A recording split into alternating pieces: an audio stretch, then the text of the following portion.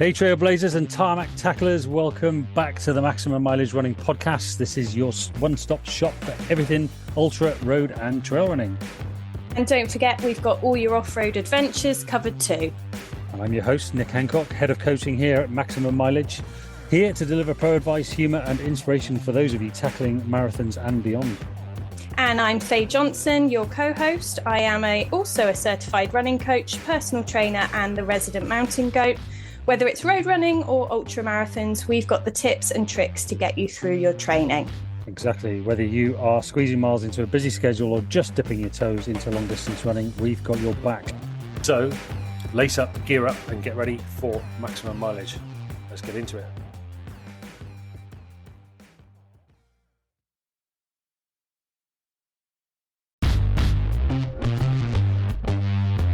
Hey Trailblazers and Tarmac Tacklers, welcome to the Maximum Mileage Running Podcast. This is your one-stop shop for everything ultra, road and trail running for busy people. I am your host, Nick Hancock, a certified USCA ultra running coach and UK athletics coach in running fitness.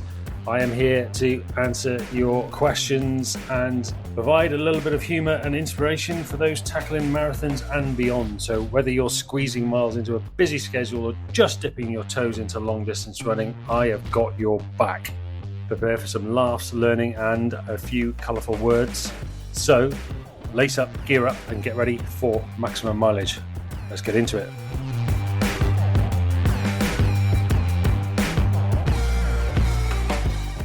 On this week's episode, I answer my athletes' questions. They put me on the hot seat once a month and they throw questions at me, sometimes ahead of time, sometimes on the spot. And we talk about everything to do with running.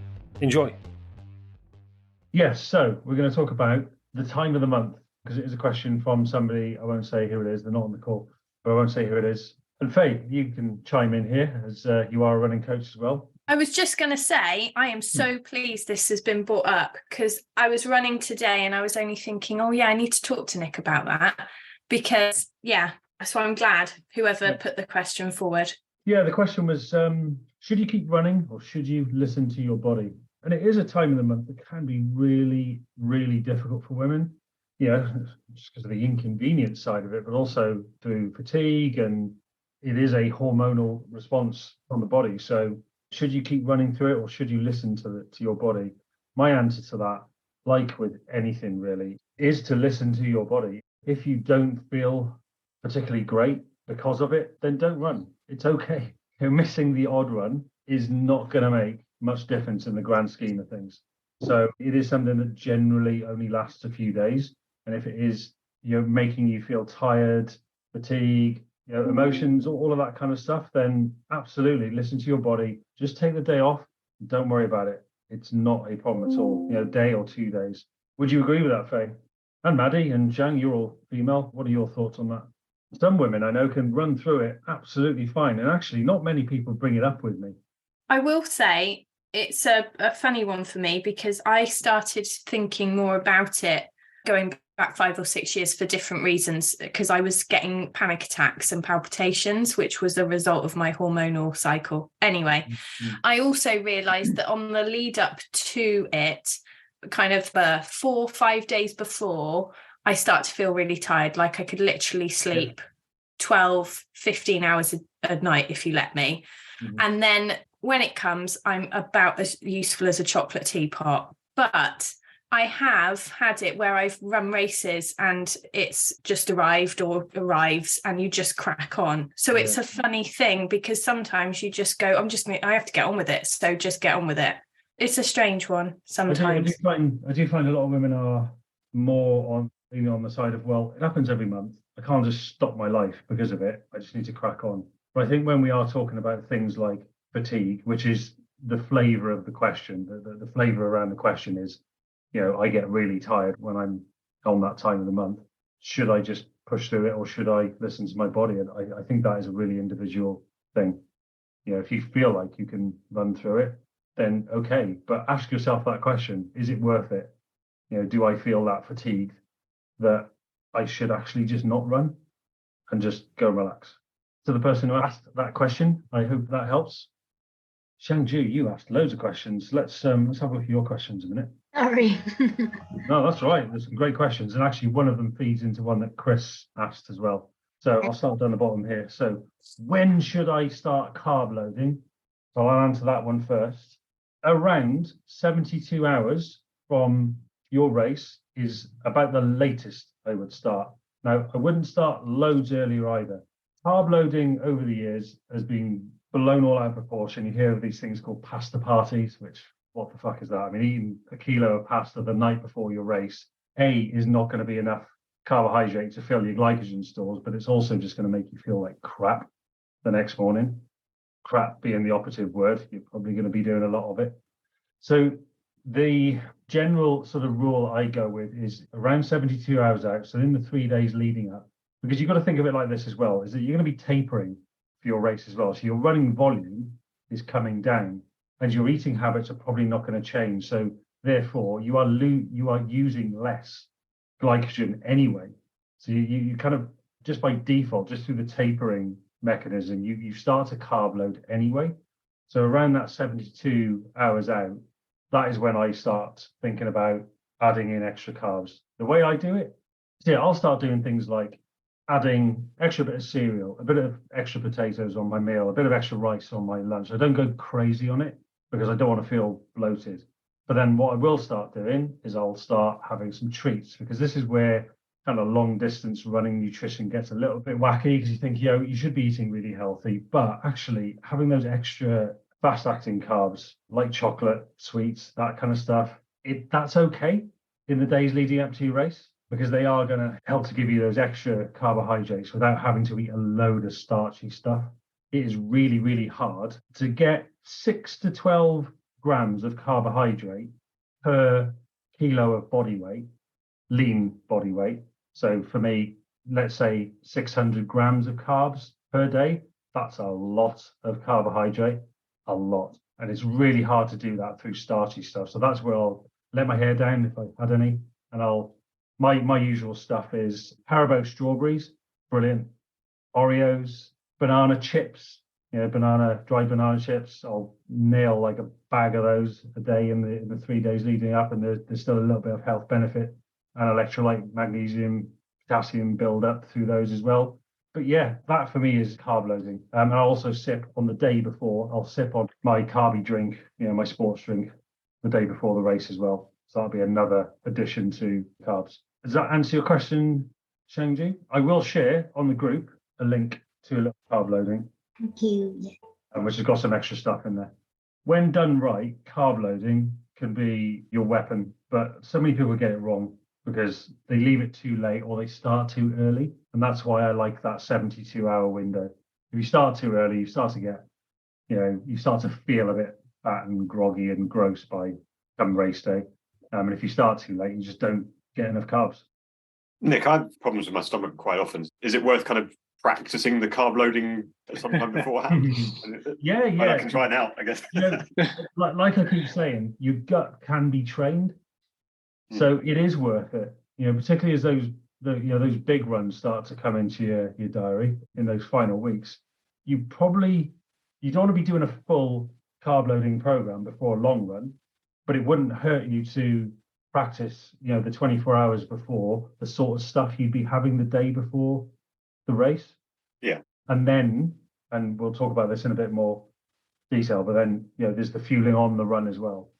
As those runs start to creep over 12 to 13 miles, which they are starting to, you need to be practicing exactly what you're going to have on race day. Don't worry about weight gain.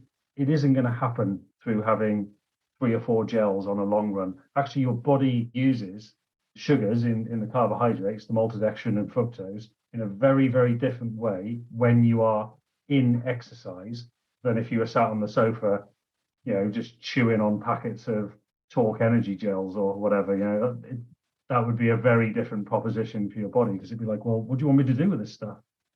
So don't worry about practicing. And Shangji, this goes back to your comment around, so the next part of your question was, what proportion of protein to carbs should I have on a daily basis? I used to cut carbs but not anymore since you're coaching. Good. I'm glad you're listening because carbs are our friend. I don't do all that low carb nonsense. Carbs are our friends. They are fuel. Personally, I go with 30% protein, 20% fat, 50% carbs as often as I can in that kind of region. Try and keep your fat.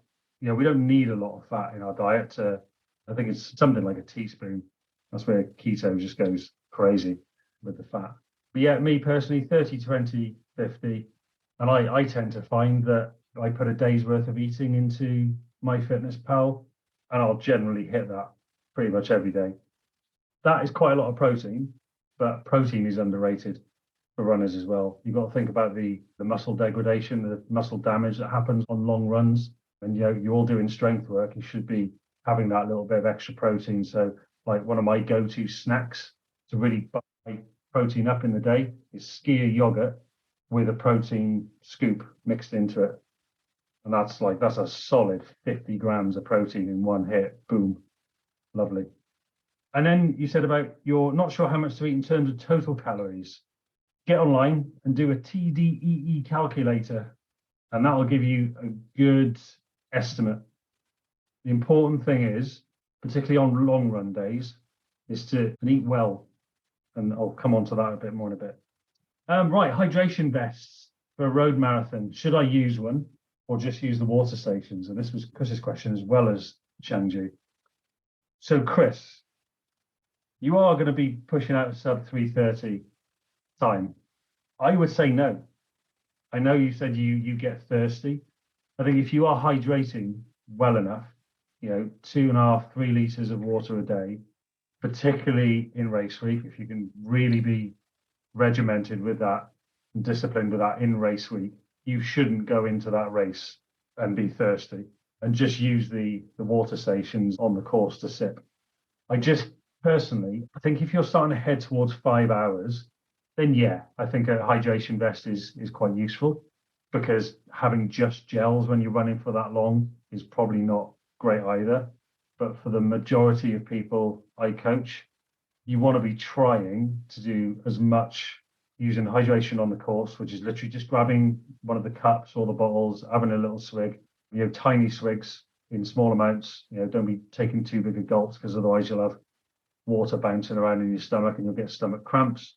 And doing as much of it as possible, if not all of it, on gels for portability. And you don't want to be faffing around with hydration vests personally on a road marathon. Plus, they're going to slow you down.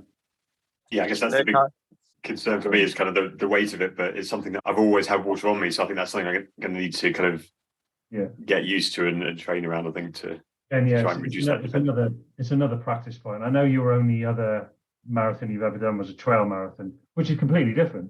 I mean, even if I was running a 3-hour trail marathon, which I wouldn't because that's crazy fast, I'd probably still use a hydration vest in that scenario. Just probably because you're not going to have the frequency and convenience of well-organized aid stations like you're going to at London. How often are they, Kyle, at London? It's like every... They're all the time. And not only that, but Lucas Aid Sport have like their own drink sections in between the water, which I avoided like the plague. After taking one, I shaved that morning, trying to run and knock back these sticky fluids. It was like burning all down my face. So and sticky, very sticky. I had one that was kind of like this weird ball that you kind of like bit into, and it was just a complete mess, because some of them had exploded in the vat that they were containing them in. So they're just this massive sticky mess of lugging them out to everyone. It's like London sponsored one of Buxton's, the supporters, so they're all like the little mini Buxton bottles. Yeah, they're nice, easy to grab, easy to stick the lid back on if you want to carry it with you for the next mile or something. If you are feeling that you do need to take on some extra water, I would say try practicing your long run. Maybe get a handheld soft flask rather than practice with that. It'll perhaps help to mimic a little bit of what you'll experience on race. Just to give you an idea, I'll take a bottle to park run, so that's the kind of level that I'm at the moment. To it almost as a crutch to have in front of me. So I think that's something I definitely need to focus on, because it kind of struck me when I was kind of looking at the London Marathon photos from last year, and I just suddenly looked. It's like, oh, I need to get a new hydration vest because my zip's broken. What kind of ones are people having? And the answer was none. Yeah, Very few and far between. Yeah, I just wouldn't for a road marathon as best as you can. How do you carry your gels and things? Do you have a little strap for that or something? Or? Nathan will tell you. Yeah, Chris, I asked the same question for the London Marathon last year, and I bought some shorts and carried all my gels in there. Were quite easy. They had 6 or 7 gels, might have been more in there. They are. And there was plenty of water stations, I'd say every mile, 2 mile, like Kyle said. And then towards the end, you get Lucasade stations. I think I just used the very last Lucasade station. Wicked. The shorts that he's talking about are the Decathlon trail shorts. Oh, yeah. Don't tell Run to wear this. Best shorts on the market. I did have like a little gel belt, but it looks a bit too much like ammo for going around central London with, so I might skip that. And they bounce around and they're really annoying. No, those shorts are the absolute best, and they make them for women as well. So Decathlon trail shorts, they've got like a built-in band you can keep your phone in. I did Newport Marathon. I think I had 8 gels in them. No problem. And the car key. Wow, okay. No problem at all. Thank you. So that answers that question. What hydration vest? Very simple, Chris. If you're going to get one, get the Solomon ADV series. They are just the best. I'd love to say Harrier because they're a British brand, and I know Kate. And I think in 2 or 3 iterations of their current series, I would say absolutely, but I don't think they're quite there yet. They're just a bit bouncy, I find. Does anybody else use Harrier? I had Harrier to start with. So I think my first hydration vest was about 2 years ago, and it bounced all over the shop. And then I moved to a Solomon, and it was amazing how still it kept. Just doesn't go anywhere, does it? Yeah, the Harrier was all over the place. Yeah, the ADV series and the new ones are even better than the old ones. I've literally just got the new model, and it's amazing. Yeah. They just hug to you, no matter how much you've got in them. You almost don't feel it. Yeah, I had sort of the 12-litre one, I think, so you can get 1.5 litres of water in the back as well as on the front. And I did about 50 miles over 2 days with that on. It was absolutely fine. It didn't bounce around at all, even with a change of clothes and things in it. Yeah, so Solomon ADV series. I've got the 12 as well, and I mean I've done 50 Ks in the 12. A lot of people would say, like a lot of other models, a 12 would be too big, but the pack on the back, it just packs down so small that like there's no point in having a 5 litre, an 8 litre, and a 12 litre. Just get the 12. Got it for every occasion then. Question on gels from Chanju. In the past, gels seem to give me stitches. It depends on which ones. I am going to just hazard a guess that you were using High Five Aqua or Cis. Yeah, I think it's Cis. Yeah. I had a free Cis gel come from Sports Shoes. I bought something from Sports Shoes the other day, and it was raspberry. I was like, this tastes like assberry, not flipping raspberry. So yeah, Cis and High Five tend to be very loose, and High Five gels, I've had problems with them in the past because they're so loose, they're so liquidy, and then you're drinking water as well. They just bounce around in your stomach, and that's probably what the cramp might have been from, the stitches. So like with anything nutrition-wise with running, just try some stuff. If you find that gels just don't work for you, then it's a case of finding what does work for you. So when you're not running, what really sweet things do you like to have? Chocolate? Do you eat chocolate? Yeah, chocolate. Yeah. So I know somebody who can't stomach gels at all. He runs every race he's ever done. He just takes little mini dairy milks and he just has them. I mean, I don't know how that fares on a hot day, but chocolate's one option, sweets. You've got things like Cliff Blocks, which are like, they're the same formula as gel, but they're just a bit chewy. So Cliff Blocks are really good. And there are other blocks available, I think. Cliff Blocks are the ones I've used before. And they make a ginger one as well, which is quite good for your stomach. So there's a few options there. But I would say just try some stuff.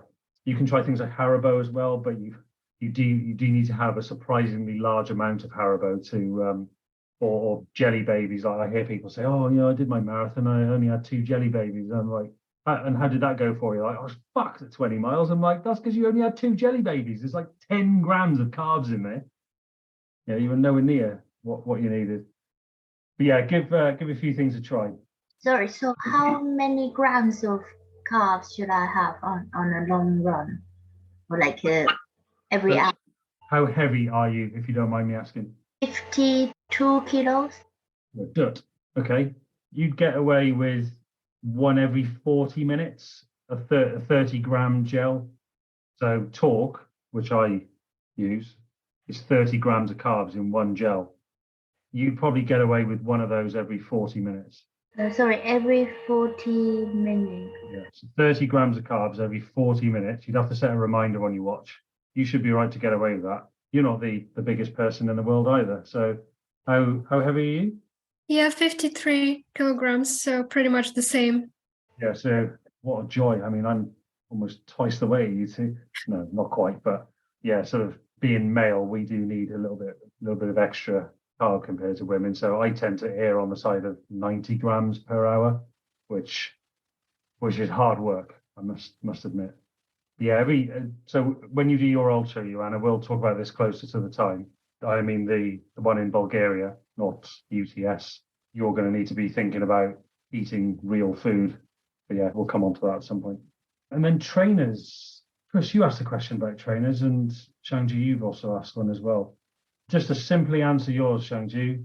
So you want to get a pair of trainers for London. Should you start to train in them from now on? If you can, I'd buy 2 pairs. So buy a pair to train in for like your normal training runs.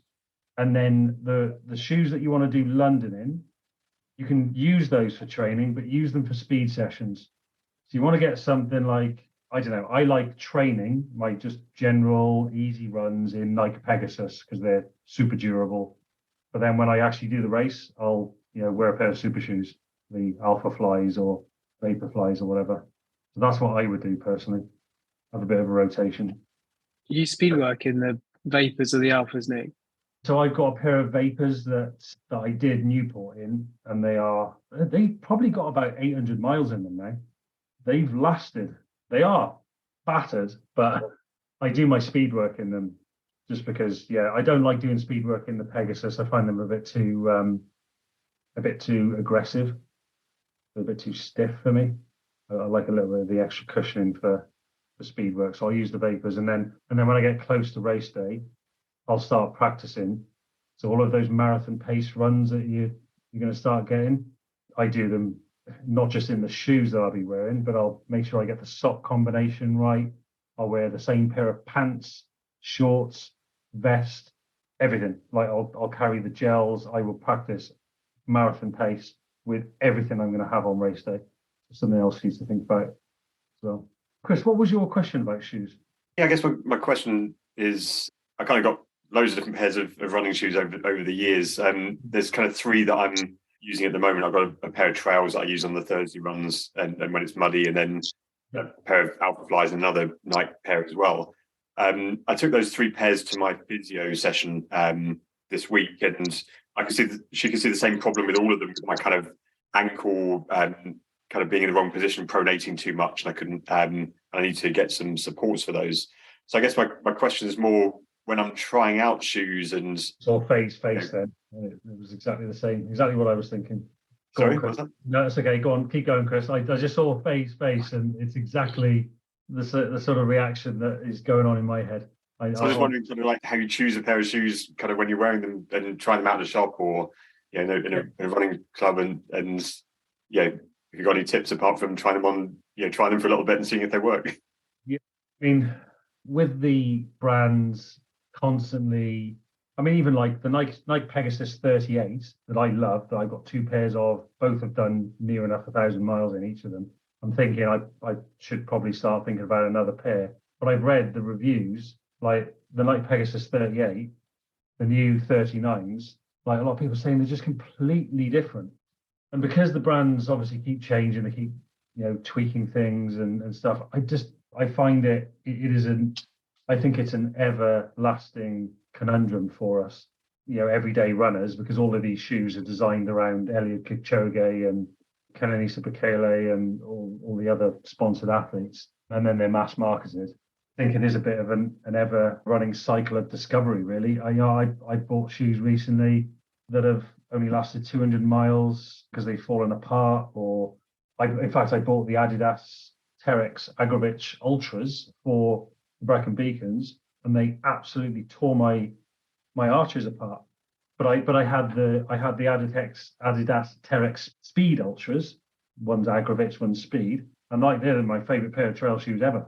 So same brand, same line of for trail, and they're just completely different. Like so, I think I've run about 40 miles in those other Adidas. The point where I'm just going to give them away. So it is a bit of an ever. I've just bought Ultras for the first time, and I have to say I'm blown away. They're amazing. They are amazing. So it is a little bit of a thing of just on your physio giving you orthotics and telling you pronate too much. Face just said exactly what I was thinking. Like physios, particularly, what's the word for somebody who deals with feet? Is it orthopedic? Podiatrist. Podiatrist, that's it. Podiatrist. Yeah, podiatrists. I mean, they hate runners. They just hate runners. And they're just like, oh, you should be running. Yeah, you're all over pronators and therefore you need orthotics. Look at Elliot. If you can find any videos of Elliot Kipchoge running, you should see how much he pronates. That is a normal part of the spring loading of our foot pushing back off. It's like a spring. It's like a coil mechanism. But for some reason, physios are like, you shouldn't be doing that. And it's crazy. I mean, unless you are like, your ankles are buckling in to the point where they're almost touching. And I was running behind somebody once that was like that when the Vaporfly first came out. Unless you're actually running like that, I think you just need to be a little bit careful. Go on, Faye. I also think it's nothing that a bit of decent base strength training can't address, because often the reason people overpronate in the first place is due to weaknesses or tightness in certain locations. So usually it's more of a case, if you can have a good, and I'm not saying loads of strength training, just some basic fundamentals, that will help a lot, because as soon as you put an orthotic in someone's shoe, you throw their biomechanics out, and you've been walking and running in a certain way for so many years. Chuck the orthotics in and it's not necessarily going to solve the problem. It could make it worse. So I am not a physio. I'm just a mere massage therapist, but in the sense of there's good stuff you can do without having to go down the orthotics route, because one, that can be quite expensive. It can, yeah. It be like 40, 50 quid just for the inserts. And they have to be per shoe as well. You can't just take them out and stick them in another shoe. So I'd just be a little bit wary of that. I mean, they gave you strength work to do, didn't they? Yeah, absolutely. And what she said was usually we'd just recommend the strength work and see how it goes. But because you're training and keeping to go on it, she kind of recommended those as well. But I mean, the pair that she recommended, which were cheap, they were a cheapy pair off of Amazon pretty much. I'm not 100% convinced about them anyway. So I might go back in a couple of weeks after doing the strength stuff and then see how it goes. And maybe Nick, I'll record some slow-mo on my treadmill of what it looks like as it is now, and just get your phase opinion and see what you think. Yeah, that'd be good. Yeah, send it over. Yeah, okay, cool. Thank you. Bex asked a question. She's not on the call, but she asked a question about shoes as well, just in terms of, should I have a rotation? Yes, you should. It's good to run in different pairs of shoes, and particularly if you're a trail runner, no one pair of trail shoes. I love it when people transition from road to trail for the first time. They go, "Oh, I got a pair of trail shoes," and I go, "Oh, right. Which ones did you get?" And they go, "I got Hoka Speed Goats." I'm like, "It's fucking February. You ain't gonna get any grip out there in Hoka Speed Goats." Like, you go get yourself some mud claws. So make sure you do have a decent rotation of shoes, and particularly trail shoes. You need a different pair for different situations, even the type of sole, not just like the lugs. I mean, I just bought a pair of Ultras, which I'm going to be hopefully using for the UTS. And Joanna, you want to be listening to this actually, and anybody else who is watching this afterwards, Kyle, who else have we got doing UTS? Andy, I've got somebody else doing UTS. But like, it's potentially if it's wet. It's very rocky up there. Vibram soles. They are so sticky. It's amazing. What trail shoes are you thinking about for UTS, Kyle?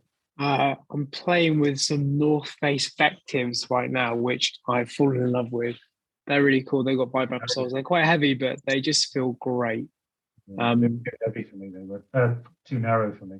They're also really cheap at the moment. They've got a half price sale on everyone. North Face shop in Bath, when I went in to try them on, they said if you buy them, you can just bring them back after 90 days if you don't like them. So 90 days.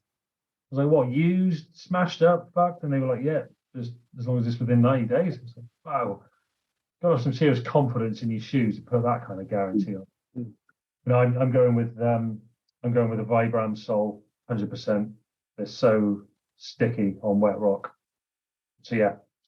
Nick, is there any trainer you could recommend if you're on the trails, but you're also running on road or rockery paths or? Yeah, anything with lugs less than 4 mil, then you should be okay on the road for some period of time. I mean, it depends on the shoe. Like I did have Solomon Glide. What are they? I can't remember what they're called now. Which were great shoes, but they only lasted 200 miles because I used to live like 2 miles until I got to the trails. And I think the pavement just chewed them up to bits. Hoka Speedgoat can be a bit like that as well. In fact, I just find Hoka they just wear down very, very quickly. Yeah, my road trainers from Hoka wore down really quickly. But yeah, if you've got lugs less than 4 mil, if you are regularly doing hybrid runs where you're a bit on trail, a bit on road, then 4 mil. But I think now I'm sort of saying that, I think it should be governed by the trail. If you're going to spend a significant amount of time on the trail, and let's say it's super muddy, super slippery, well, you might just have to bear with running on the road in a pair of mud claws, which are like 8 mil, really aggressive.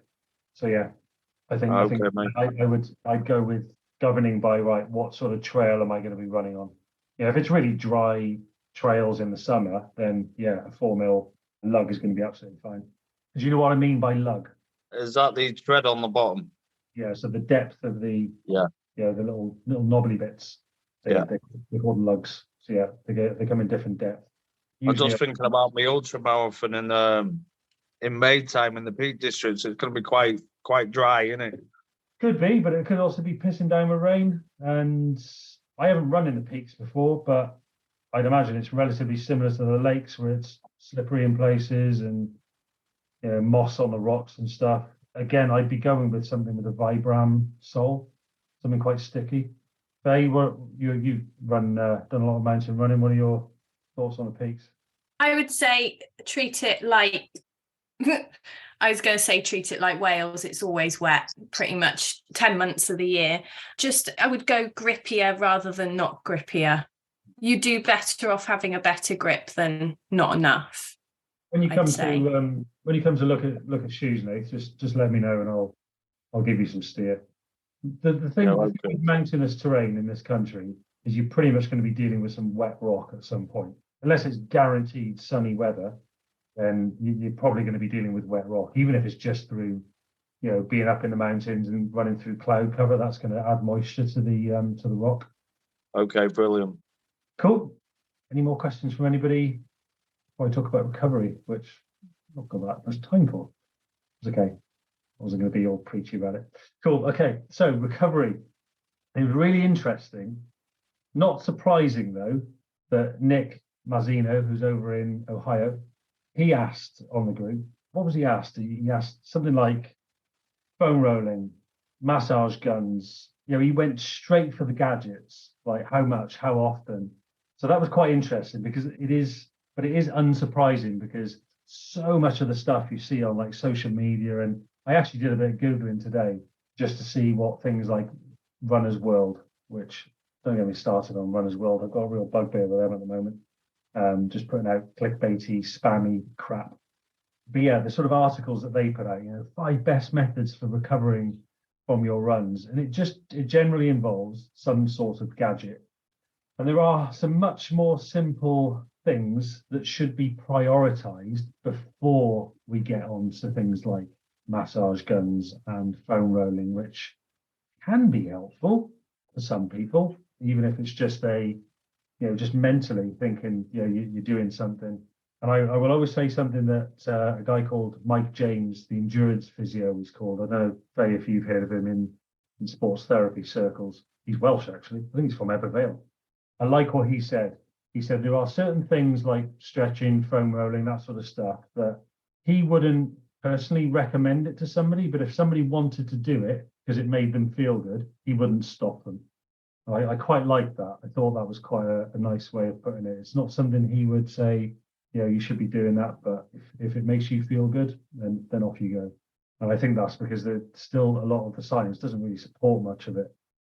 What the science does support, and I've got first on my list, and I don't think there's any sort of real order to these first three: nutrition, eating enough, and eating high quality food as well.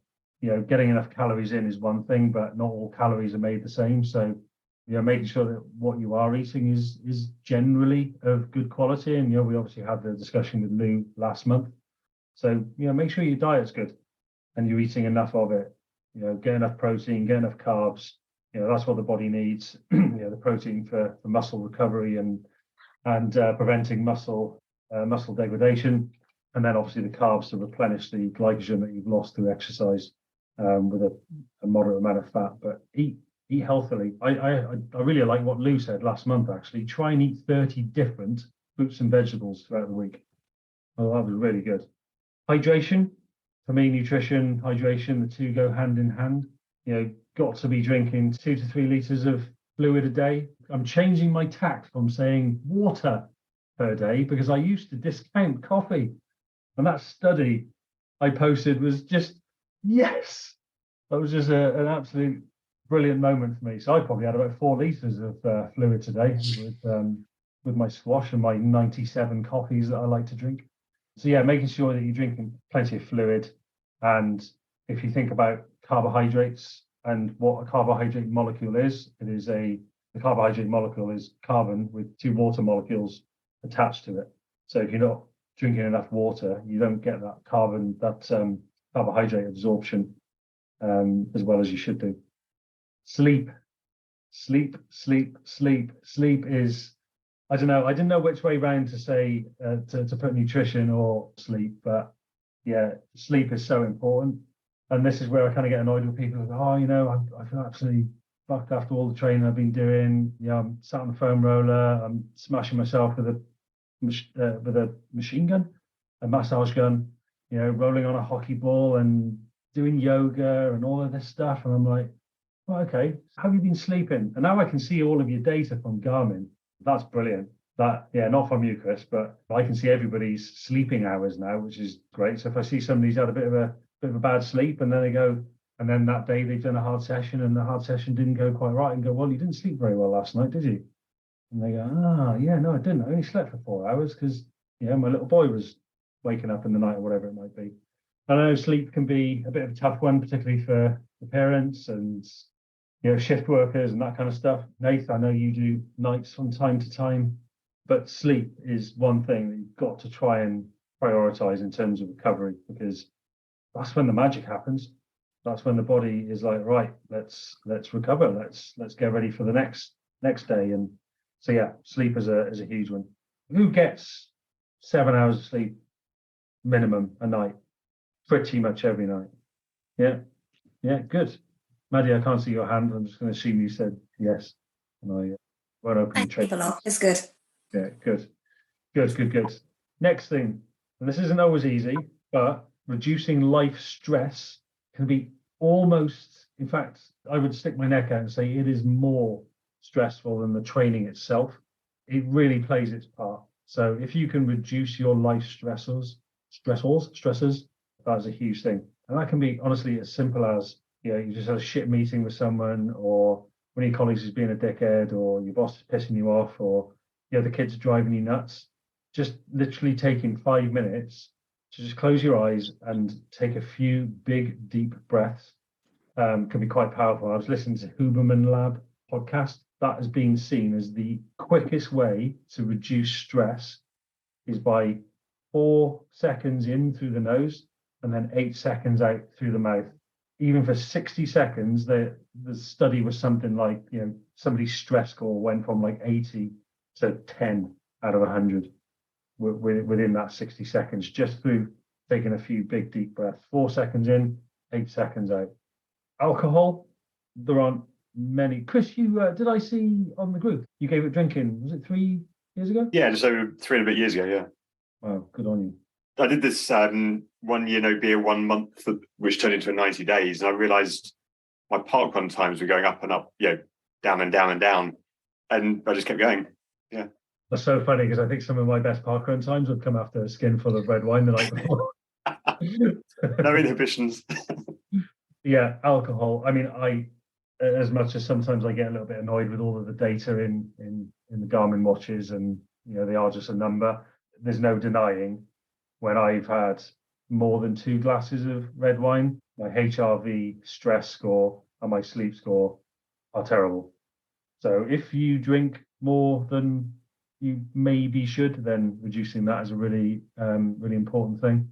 I've gotten really into nice herbal teas every night. This is my sleepy tea, this one. So instead of having a glass of wine, I have a herbal tea each night. Then hot baths, and I put that above massage. Sorry, Faye. I put that above massage purely because it's easy. Like, you can have a hot bath once a week quite easily.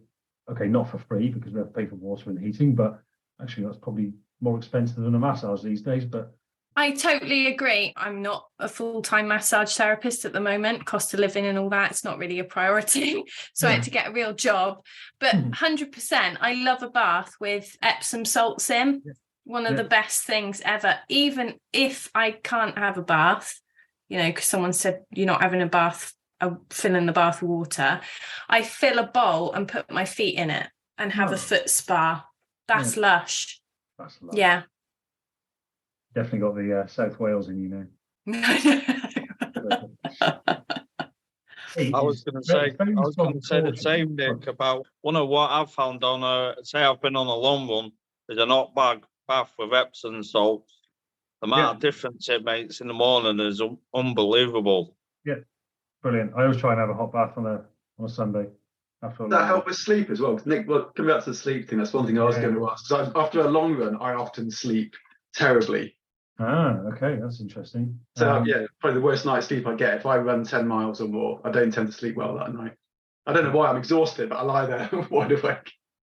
So I would go back to, if you feel like that after, you're not doing your long runs right before you go to bed, are you? No, in the morning. I just feel, I don't know, I'm just not that tired. So I'd go back to, how are you feeling on the run? Because actually, sorry, let me just rewind the clock a second. My number 1 point was not nutrition and hydration. It is actually recovery starts on the run itself by fueling the run properly. So make sure you are fueling your runs. There's no excuse for fasted running unless you've got some sort of dietary issue that means you have to fasted run. Don't do it. Get your fueling right, fuel your runs, and that is where recovery starts. That's where recovery starts, on the run itself. Then I'd be thinking, well, you've come in from the run. Have you started rehydrating straight away? Are you eating, well straight away? And then throughout the day itself, are you eating enough? What are you doing afterwards? Are you doing your long run and then your missus is dragging you around the shops for the next 6 hours? It happens. It happens. Something like a hot bath. I haven't tried that. Yeah, it's pretty good. Try showering. Hot shower before bed.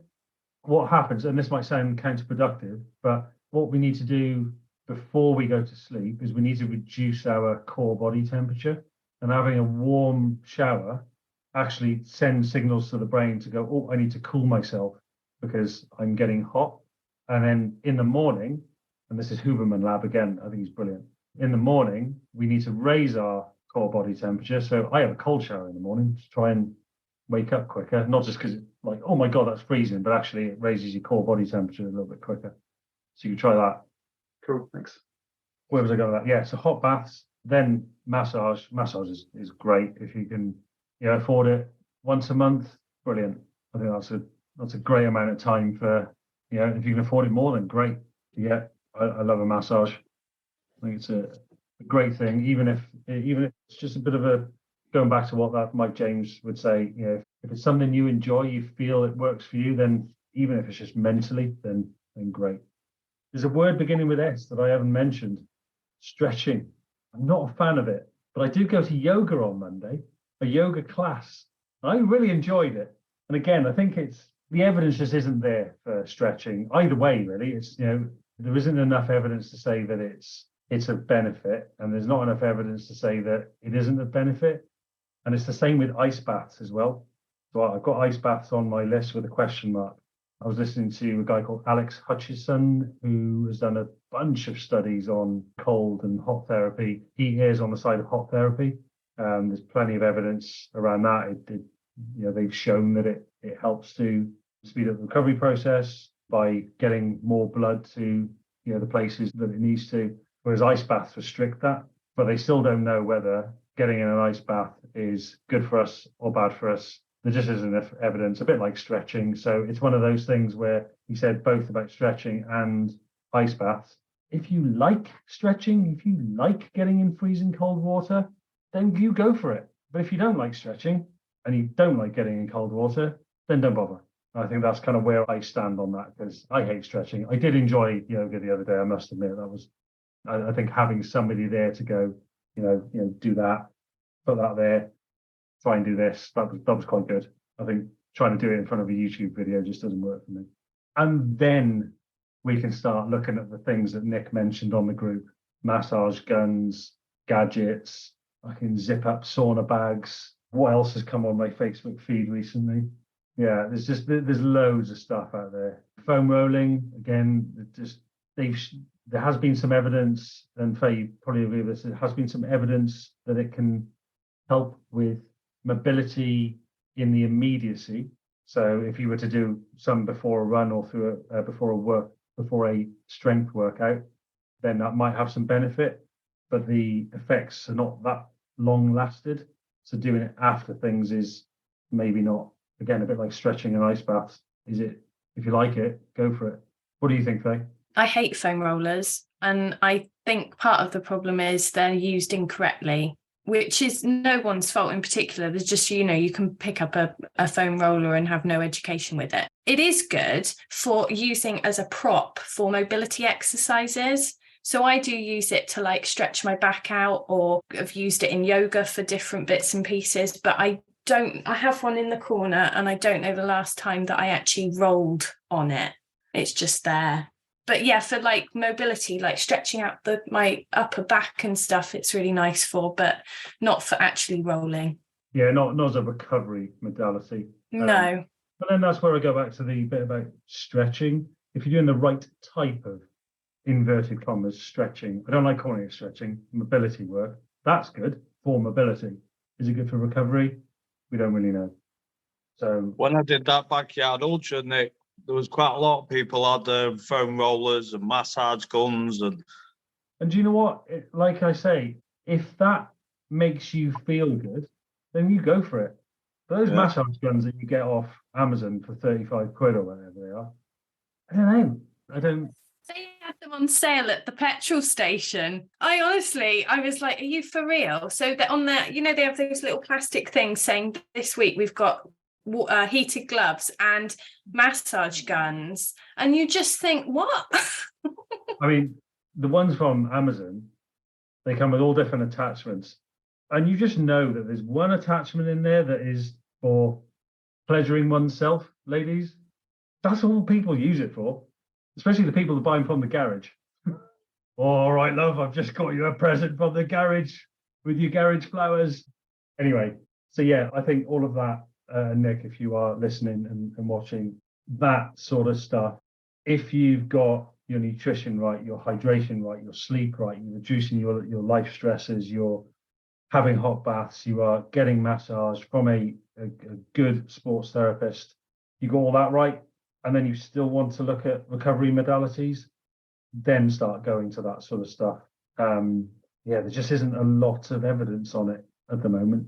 All those gadgets. Some of them claim to, but yeah, unless it's a Nick, you know full well what it's like to be published in things like PubMed after his caffeine study that he did. Yeah, unless there's good evidence around it, I just wouldn't bother. I'd rather you spend your time doing something else, like getting another 10 minutes of sleep instead of sitting around with a foam roller. Have a nap if you can. And you try doing that in the middle of the day. Just sack off a meeting or two. And that is all I got for you today. So, in summary, you're pretty much all of you, your mileage is going up now. It's starting to hit. Half marathons are coming in March. So, that's when we're going to be testing out race pace for you marathoners. Maddie, I think your half is in March, is it? Yeah, that's right. 11th. You're quickly coming into your key weeks now. So get really prioritizing recovery as best you can. Your body needs it. All right. Thank you all for coming. And next week, I am definitely going to have a guest speaker. I was a bit unorganized this week, but I did want to talk about things.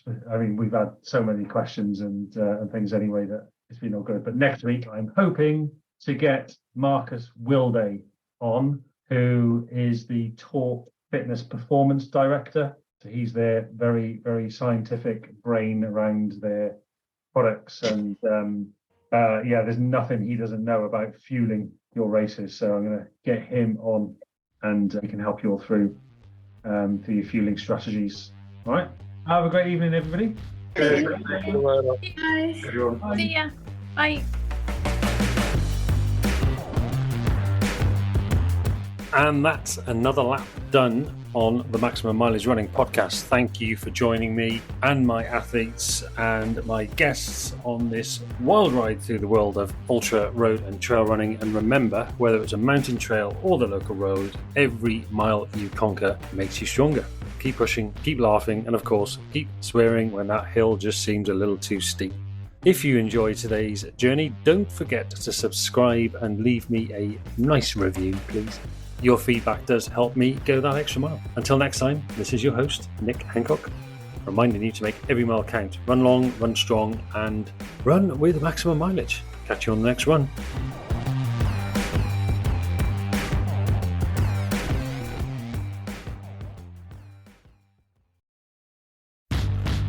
And that's another lap done on the Maximum Mileage Running podcast. Thank you for joining me and my athletes and my guests on this wild ride through the world of ultra, road and trail running. And remember, whether it's a mountain trail or the local road, every mile you conquer makes you stronger. Keep pushing, keep laughing, and of course, keep swearing when that hill just seems a little too steep. If you enjoyed today's journey, don't forget to subscribe and leave me a nice review, please. Your feedback does help me go that extra mile. Until next time, this is your host, Nick Hancock, reminding you to make every mile count. Run long, run strong, and run with maximum mileage. Catch you on the next run.